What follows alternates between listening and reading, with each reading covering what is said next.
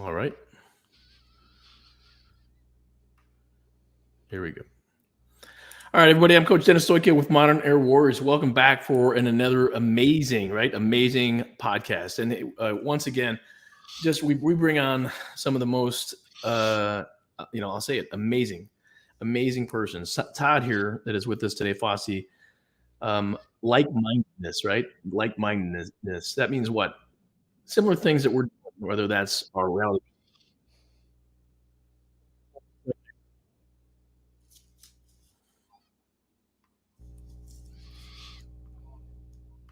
Sorry about that. Very good. I'm good to go on my end.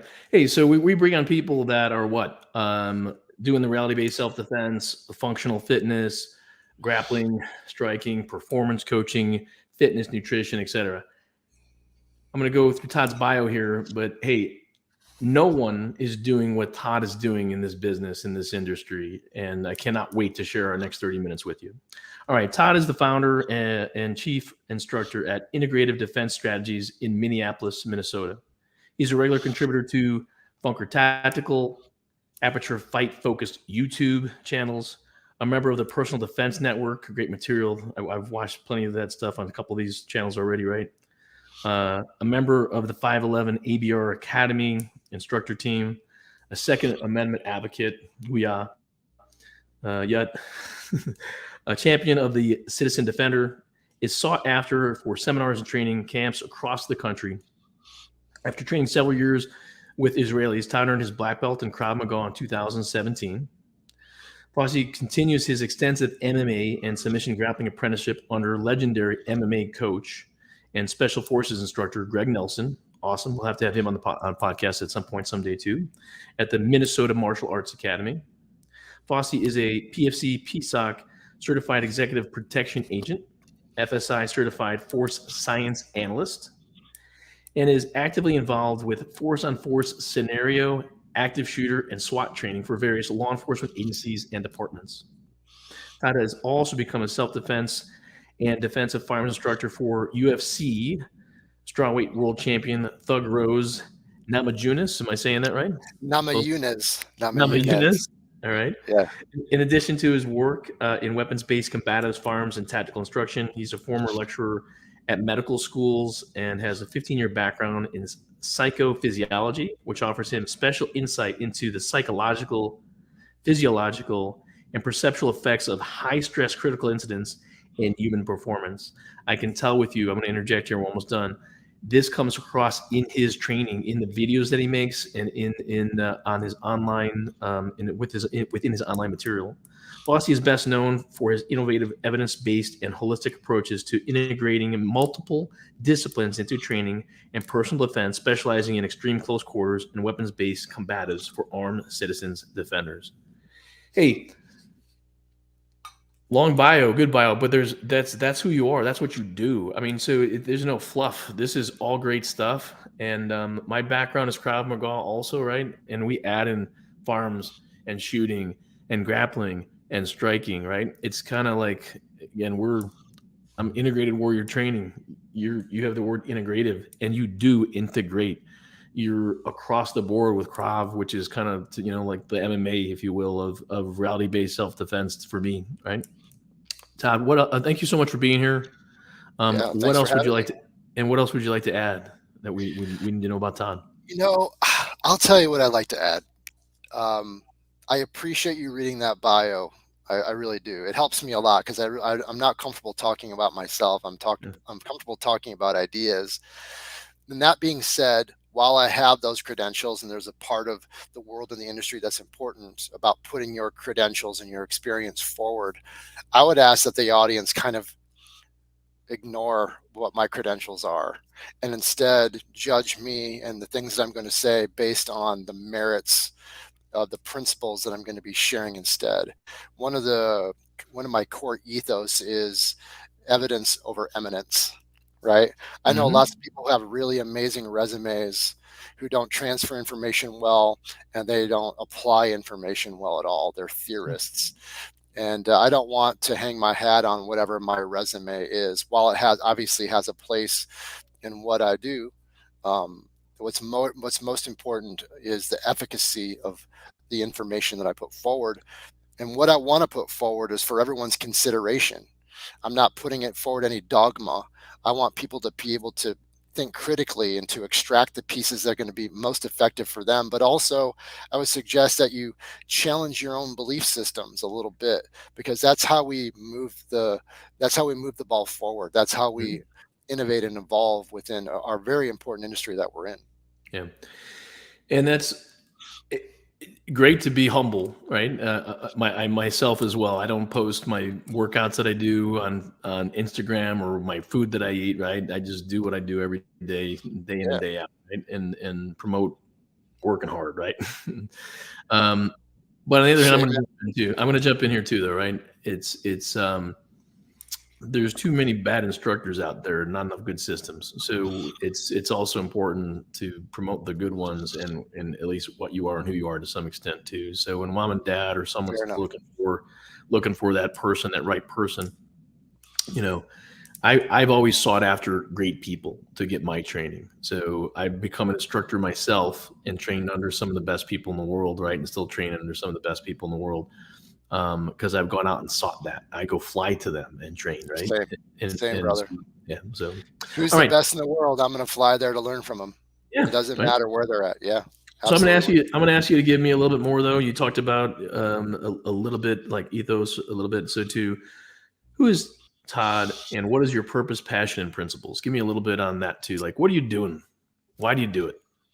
I had a private practice for 15 years in psychophysiology, and I lectured at medical schools, as we said in my bio.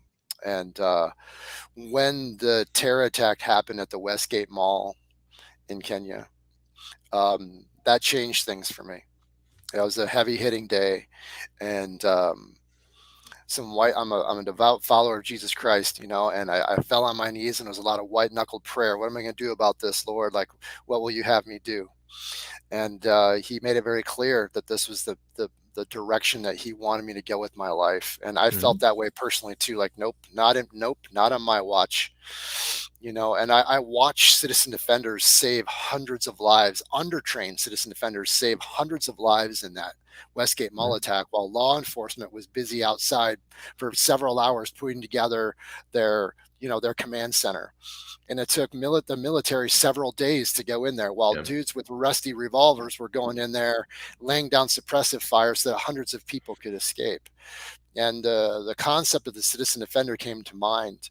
And I said, no, I'm going to put my knowledge and my skills and my expertise, and I'm going to dedicate my life to making the world a safer place. And so that really led me on the path Mhm. that I'm on today. And I'm going to jump in here too. So what I'm hearing you also say is what we do, right? And a lot of the other people that are brought on this podcast, right? Again, bring in like-minded people. We're training warriors, or we're training people to be warriors, right? I'm not training. And I know some of the people I do train with, right? Train MMA fighters, right? Train UFC champions, right? In the past too, Olympic medalists, right? But my clientele is mom and dad, young ladies, people that just want to better themselves 1% better every day in every way too, right? And at the end of the day, what I'm hearing from you say is too, you're helping everybody be able to survive contact with the enemy, right? Like the mall. We're on the front lines. Yeah. We're this is like regular people are the shit's happening to them. Shit's Yeah. happening to us. And so our whole objective is to train regular people at an extremely high level so that they can respond decisively with a level of Yeah. measure and skill.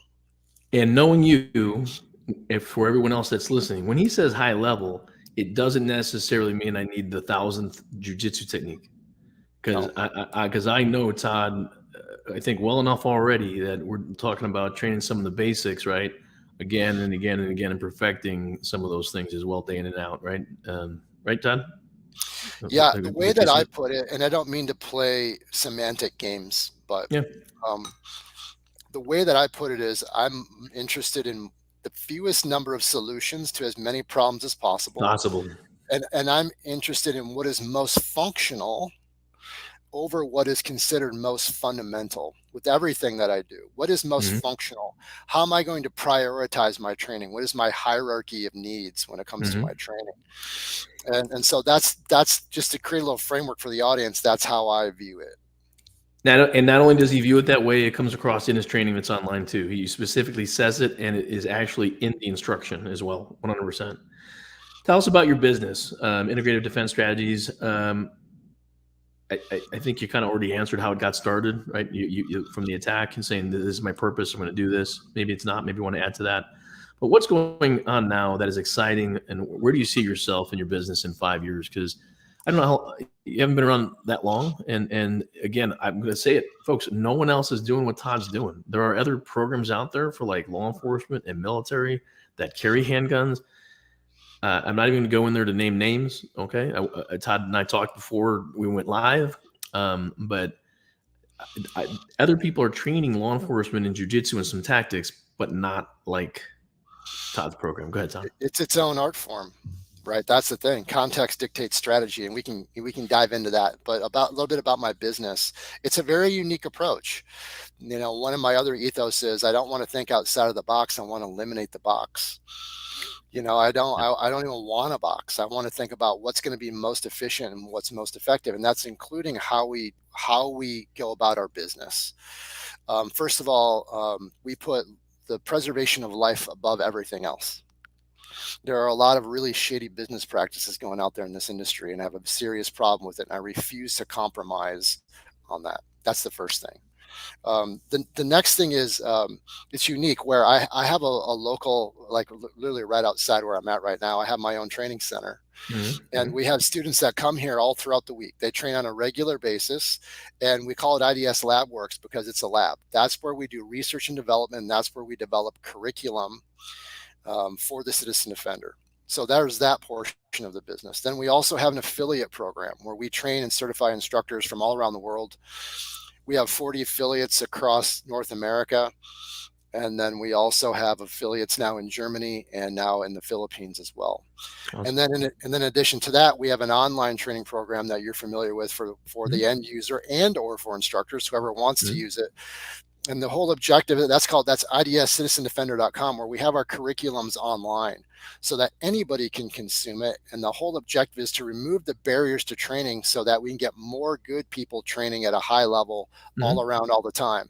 And inevitably, the goal is to make the world a safer place and a better place through what we call positive resistance.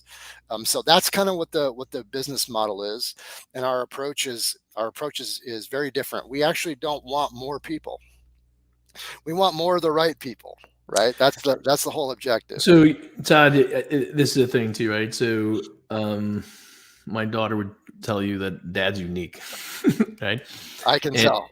Yeah, dad's unique, and I hear the same thing, right? So I'm gonna look. Same philosophy. I don't just think out of the box. I think like there's no box. I don't care whether you sign up with me or not. Could care less. I'm not going to say that our program. If you're willing to push yourself, you will grow in as a student of mine, right? But we're not for everybody. And I don't want to be for everybody because it takes a special person to be that warrior, to be the one that's going to save the others at the mall. It does. It's not for everybody. It's not for everybody. It's what we are. We actually try to talk people out of joining us. And then that way people, what happens is people will say, no, you can't talk me out of this. This is what I want to do. And the thing, what I want to be a part of, and you can't, it doesn't matter. I'm going to show up next week. And those are the people that we need if we're going to, innovate, if we're going to evolve, if we're true to what we do and what we mean, those are the kind of people that we really are going to come on board. No doubt about it. So I'm the same way too, right? I don't care about making money. The money will come if it's going to come, right? I do this because it's a passion of mine too, right? Yeah. And the people that do come on board and I love when we're doing the hard work, like holding a 45-minute plank for mental toughness and emotional resiliency and stuff like that for part of that's not the self-defense piece, but it's mental toughness, emotional resiliency that we add in, right? Through performance coaching, stuff like that. But And then I remind them that they are paying me. I said, "You pay good money for this." So, It's all right, a let's move part on. of their growth, right? They're investing in It is. themselves. It's real quick side. You know, I'm not the cheapest guy on the block either, and probably not the most expensive, but I'm probably more on the high side too. And it is an investment. It's an investment in yourself. It is not. It's an Amen. investment in yourself. Period. Why should someone consider training your program, grappling for concealed carry, versus training grappling, BJJ, wrestling, etc., or another martial art? Well, the first thing I want to say about that is that our program is really a full spectrum program. Mm-hmm. And the grappling for concealed carry for us, with the terminology that we use, the grappling means when we're horizontal on the ground. We also have clinch fighting, wall work, Mm-hmm. weapon defense. We literally the full spectrum. Pistol craft, where we're just isolating the pistol and then integrating the pistol into all of those things. Actually, a full spectrum. But specifically, if you'd like to talk about the grappling portion for concealed carry, why should they want that? This is going to be a little bit outside of what most people think of, but I think it's really important that they hear it. Context dictates strategy. If you are carrying any weapon or any force multiplier that's concealed, but especially Even a knife, right? Not just a gun, a knife. Yep. I would say especially an edge weapon, even more so. That's its own unique thing too. But there are a lot of similarities there. Mm-hmm. It changes your strategy so dramatically. The variables that human beings are experiencing when they're carrying concealed, and they are experiencing a randomized ambush style attack, and about a third of them end up on the ground. That's what our meta-analysis shows. About a third of them end up on the ground. You better know what you're doing down there, because if you're not accustomed to those variables, and if you're not training for those specific variables, and you're falling back on to traditional or sport patterns in your self-defense, you can very quickly find yourself in a worse situation than if you had no training at all. Yeah. And I'm going to go there real quick, right? Someone might carry a gun and a knife, or multiple guns in law enforcement even, right? Or military. And so it compounds it even more. Exponentially. Yep, I would venture to say that there are very few people alive today who have dedicated more of their life and have a more sophisticated view of weapon retention than I do. And I'm here to tell you, it's extremely difficult to retain any weapon, one weapon. Now, if you have two weapons on, that makes it not twice as difficult, exponentially more difficult. Mm-hmm. Especially if you're carrying it on your support side, because now you have to be able to defend both sides. And you're going to need both of those sides for lots of different reasons, especially when you're on the ground. Some people out there are carrying 2 and 3 blades in addition, thinking that that's somehow going to be an advantage for them. But I'm here to tell you it's not. So when I was a quick story, right? I'm a young cop, first job, and I got my gun on my hip, gun on my ankle, and take your program. I look at it and I'm like, oh my God, was I stupid? Seriously, I don't know anything, right? Young cop, first year on the job, wanted to carry a second gun. I'm like, it's not stupid for having extra gun power, right? There are positives and there are negatives. There's positives to have a second handgun, especially if you're in law enforcement, right? Yeah. I also carried a knife on me too, right? Yeah. At the waistband, you can put just 2 inches, right? That's it for the fight. And so, anything else to add in on your program versus just traditional martial art or wrestling, et cetera? Why does someone need it? Why does someone want it? Let's talk about hierarchy. RDS hierarchy. Okay. Let's do it. The base of our hierarchy is concealment, concealing our weapon and concealing our intent with it. That's our number one thing. We don't want people to know that we have it on. That's our ace in the hole. We need to know when and how to access that when we need it, when and how we need it. And then retention and concealment and retention go together, but they're not mutually exclusive. Concealment, retention, then our posture, our frame, our base. Concealment, retention, posture, and then working to a dominant position. Concealment, retention, posture, position. Then we're looking for an escape.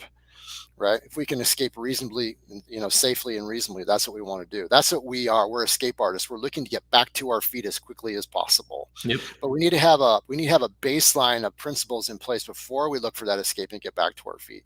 And if we don't have that reasonable escape, then we're going to look to incapacitate or submit our adversary in that particular order. And we have specific legalities that we need to think about that sport grappling does not think about. Right, the use of force continuum, and first and foremost, like I have to use the same level of force that's coming against me without going beyond that level of force, right? And I have to be an unwilling participant. So if someone throws a punch at me, that's simple battery, right? That's a simple assault. Someone's putting hands on me, they're throwing me around, and we end up on the ground, and I hit a position and I choke them unconscious, or I break one of their limbs. I could get in a lot of trouble for excessive force there, can't I? And not to mention, I'm giving them justification and opportunity for them to access a weapon at the same time. And we're dealing with dangerous surfaces and a 56.6% chance of more than one adversary, more than one unfriendly. So great, you're hitting a great position, and his 115-pound girlfriend comes up and kicks you in the head and knocks you unconscious. You hit your head on the concrete, and now you're a vegetable for the rest of your life. Your sports strategy was not, and they grabbed your gun, by the way, while you're going for that submission. Your strategy was not an effective strategy for self-defense because you fell back on your sports strategy. So I'm going to throw a question in here. Are you at a good point? Yeah, go ahead. Okay, yeah. I want to throw in this question here, kind of unplanned, because I always share questions with everybody too, so there's never any surprises with people. We know what we're going to talk about, have a great conversation. How much has your Krav Maga training, reality-based self-defense training over traditional martial art affected your mindset and the program that you've put together compared to that sports mindset? Is that kind of where it started, or no? How does this come to Todd? Yeah, so I think that I'm just going to speak openly here, okay? I think that the core concepts of what I learned in Krav Maga were essential to what I've developed.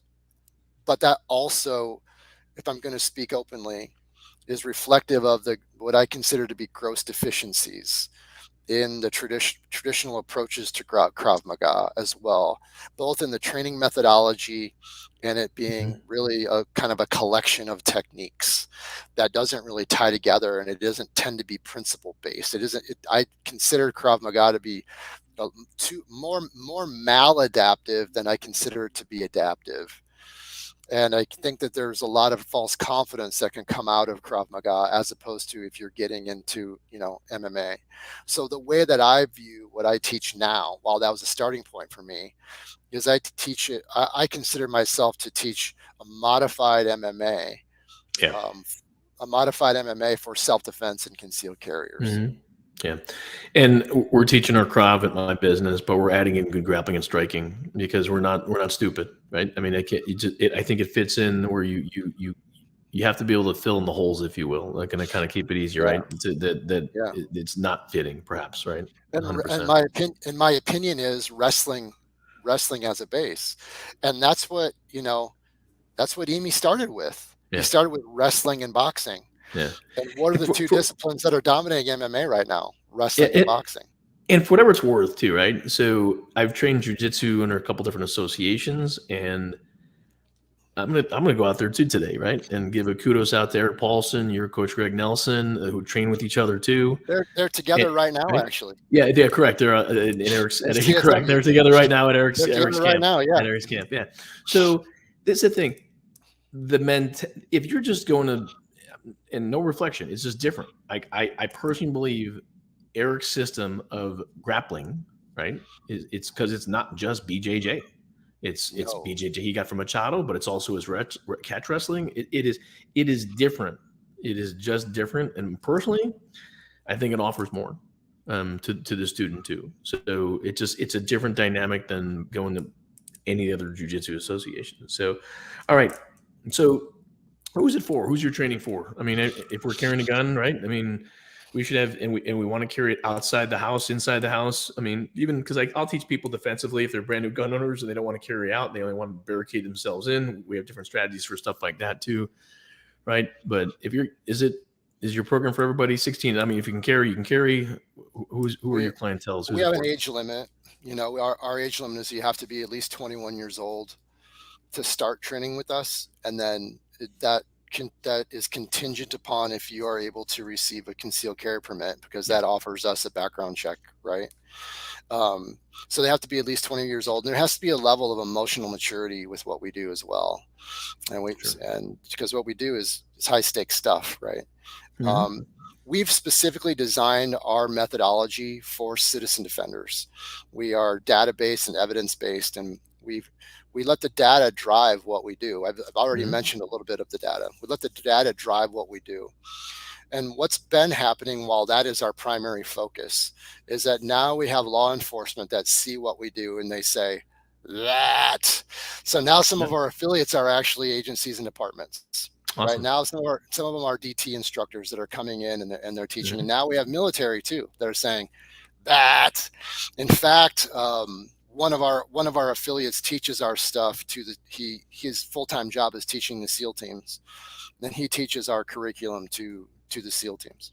Awesome, very good. So I just had Mark James on. He's out there at Buds, and was a SEAL, got out, did some own personal things, running and some athlete stuff, and he's been back there teaching as a civilian now for, good Lord, 15 years or whatever too. So awesome. Hey, we touched a little bit about already, like you mentioned like surfaces and legal considerations, right? But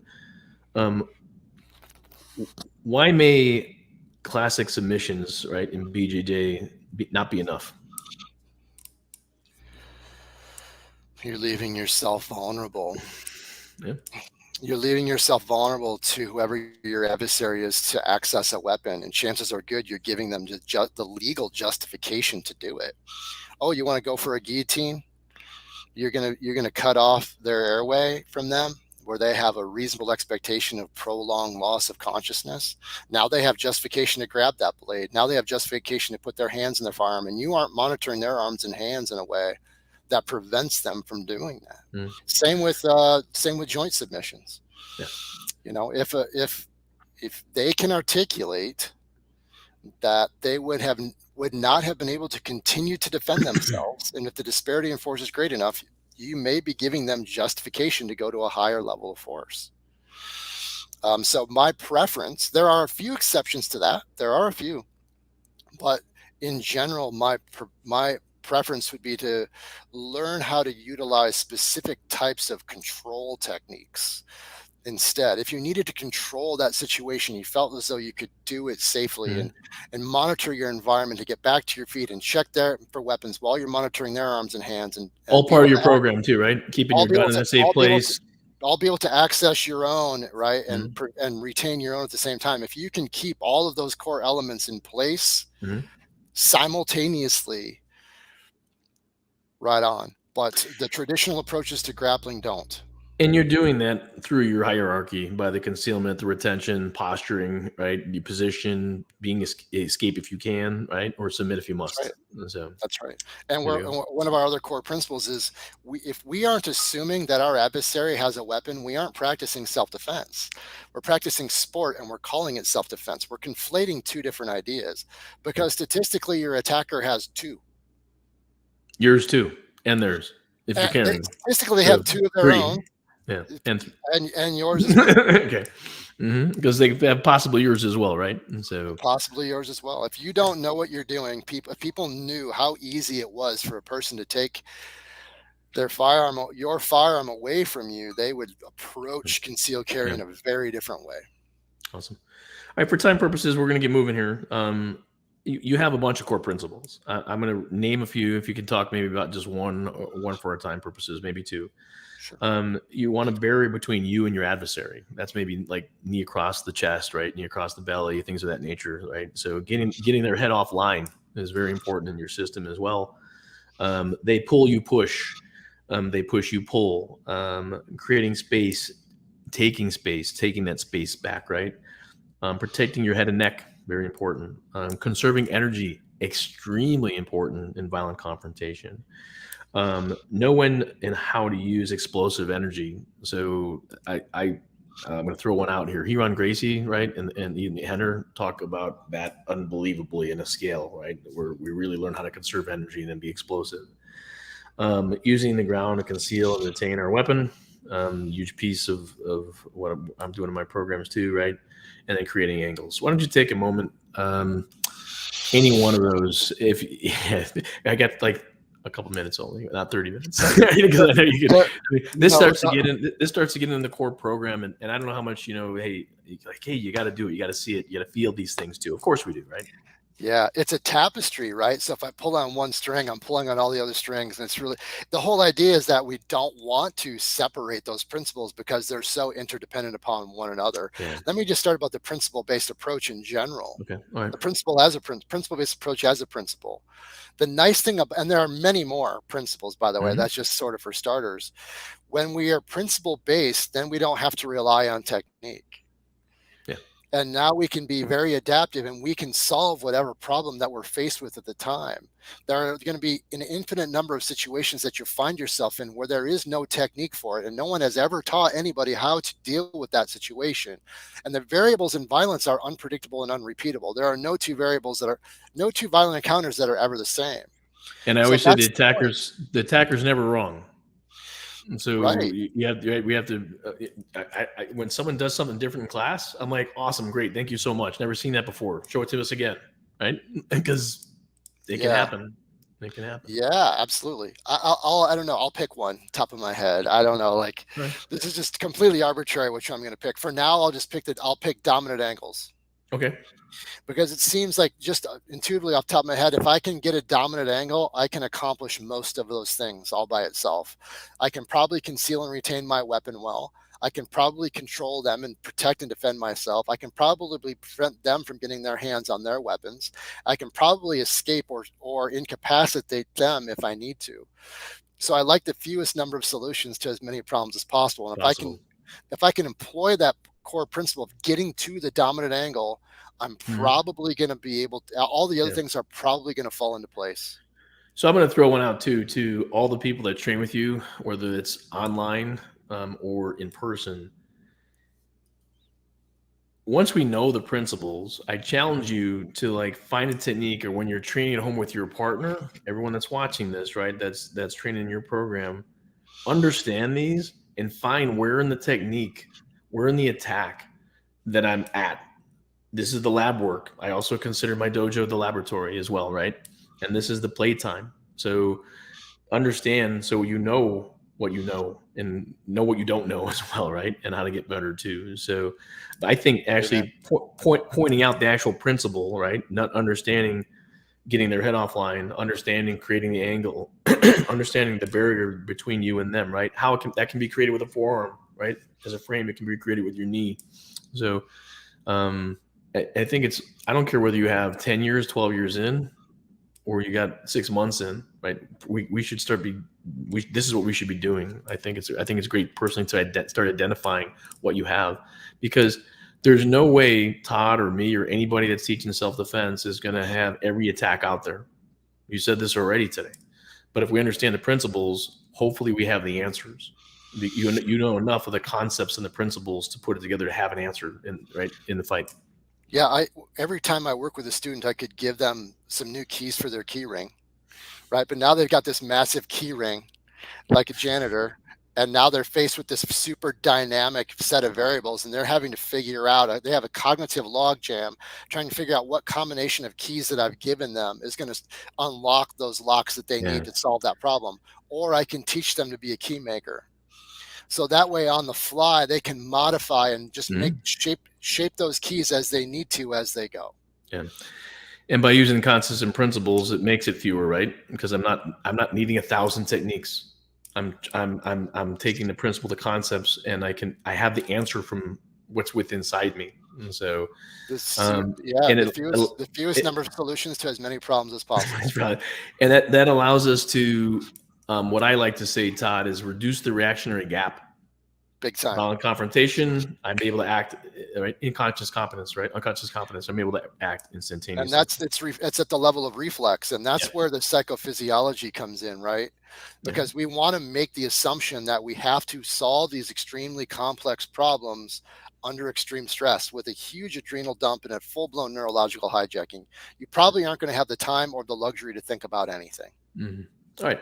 Last couple questions. We're already at our time. Okay. Who has or inspires you, Todd? Who has or does inspire you? And then I know you said Jesus, right? Or Yeah. you Oh believe in man. God? I do everything I possibly can while I fall short to model my life and the life and my business after Jesus Christ and his disciples. I absolutely do. So he is my biggest inspiration without a doubt. And then my coach Greg Nelson is a huge inspiration for me, and the level of influence that he's had on me over the years is absolutely paramount, both as a man and as a coach. Mm-hmm. And it's an honor to be his coach. I'm his coach as well, right? Yeah. That's how humble he is. And then my wife, my wife is a big inspiration for the things that I do, and my students. Anybody that I teach is an inspiration to me. Hey, there you Yeah, have I it. appreciate that being an instructor myself too, right? 100%. Yeah, and I learn a lot from my students. My Yep. students come up with a lot of the concepts and ideas that end up in our curriculums. All right. Todd, what do you do when not in the dojo or gym? What do you I like think to do? about what I'm going to do when I'm back in the dojo and gym. Seriously. My wife and I have a hobby farm here, and our training center is on our hobby farm. So it's kind of a training farm. Okay. You're familiar with that concept, right? I'm familiar with that concept. You're familiar with that concept, and that's how I reset myself here. We have a little hobby farm with horses and donkeys and stuff, and Nice. chickens. But usually, to be completely honest with you, when I'm out there and I'm relaxing and I'm having a cigar by the fire or whatever, I'm usually thinking about and talking about what I'm going to be doing when I'm back in the Awesome. dojo. Yeah, I tend to do a good bit of that myself too. I believe it. I believe it, brother. All good. Hey, Todd, I want to thank you for being on. We're at our time. I try to keep them about 30 minutes at Coffee Talks, right? Great conversation. And, hey, everybody, right, watching this live now that we got up or in the future, check out Todd. I'm going to give Todd a minute to get the website and anything else he wants to add, right? But I'm so glad to have Todd here. I can tell you definitively from other people that I train with and doing some of the training that I've seen him do as well. Again, there's nothing. I don't care if you're out there doing BJJ, and that's great. You can be at the best BJJ school. You can be taking the best Krav. Todd, if you're carrying a weapon, right? Todd has a program you should look at. Thank Todd, you. Go. Thank you. That means so much coming from you. Yeah. It's its own art form. It really is. So if you guys are interested in finding us, first of all, the name of my business is Integrative Defense Strategies. Be honored if you followed us on social media. We're constantly we don't put out content for the sake of putting out content. We put out content that we think can be truly valuable to whoever is consuming that content. I'm not a social media influencer. I'm a guy who puts out valuable information to try to save lives. That's it. If you're interested in becoming an affiliate, there's a website you can go to and you can contact us. It's called thisisids.com. And there's information there on becoming one of our instructor affiliates. And you can learn more about our instructor program. Someone will be in touch with you and answer your questions. And then we have our online training program for end users, which is idscitizendefender.com, where we have 17 different courses so far. We're adding new courses all the time. And a wide variety of topics and disciplines when it comes to the training the citizen defender who's carrying concealed. And I started saying this at the beginning, like 30 minutes ago almost, right? If I don't care whether you're a BJJ person, a Krav person that's doing reality-based self-defense, right? I don't care whether you have experience or not experience. The program is for everybody.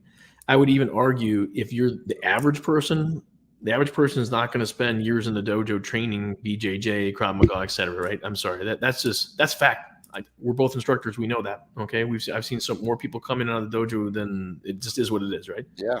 So Todd's programs are bite-sized chunks, right? So if you carry and you want to just go get an online course and just, want to know if I got that on the ground, what to do, that's it. You don't have to spend 5 years in the dojo. That's right. Now, more is better, right? If you want to train for a lifetime, I'm about train hard, train smart, train safe, train real, train for life, right? But it is what it is. Todd, anything else? Yeah, just based on what you're saying, though, when people know our programs, we call it a golden mean, where high-level people can look at what we're doing and go, that makes sense. Mm-hmm. And a low-level person can look at what we're doing and go, I think I can do that. Do that. Awesome. All right. Hey, everyone. Todd, thank you so much to hang out for me for a little bit after we sign off here. But everybody, thanks so much for being here for another great podcast with Todd, Integrative Defense Strategies. Check him out. Until next time, you know it. Train hard, train smart, train safe, train real, and train for life. See you in the next one, everybody.